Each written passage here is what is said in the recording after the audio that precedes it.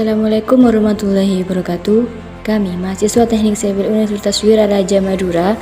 Di sini kami dari kelompok 1, Perancangan Bangunan Sipil 2, akan menjelaskan tentang jenis pelindung pantai yang bertempat di perairan Desa Karanganyar, Pinggir Papas, Kecamatan Kalianget, Kabupaten Sumeneb. Indonesia merupakan negara kepulauan dan memiliki garis pantai dan wilayah pesisir yang sangat luas. Wilayah ini memiliki peran yang sangat penting tidak hanya sebagai benteng perlindungan daratan, akan tetapi juga sebagai tempat produktif bagi perdagangan, transportasi, perikanan, budidaya perairan, dan pertambangan serta pariwisata. Saat ini beberapa kawasan di Indonesia mengalami kerusakan. Hempasan gelombang laut, angin pasang surut, dan angin besar. Hal itu terjadi karena kemauan dan daya dukung pesisir untuk berkurang dan melemah akibat kegiatan manusia yang terlalu pasif. Hunian dan industri, pencemaran dan pemanfaatan sumber daya pesisir yang berlebihan memberikan pengaruh negatif pada kestabilan kawasan pesisir pantai. Melindungi pantai dari terjangan gelombang laut dan migrasi, serta mengembalikan peran dan fungsi ekosistem pesisir yang telah rusak.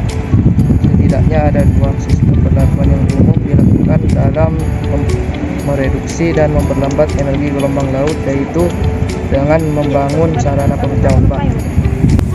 Tipe-tipe pemecah gelombang ada 2. Yang terdapat di perairan di sini adalah breakwater sisi miring.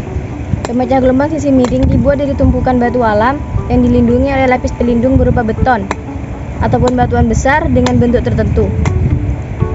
Pemecah gelombang tipe ini lebih cocok digunakan pada kondisi tanah yang lunak dan tidak terlalu dalam.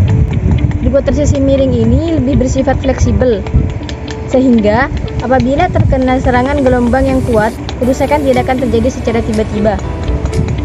Butir batu pelindung bisa berupa batu alam dengan berat mencapai ton, dan bisa juga dari batu buatan, dari beton yang berbentuk kubus atau bentuk lainnya.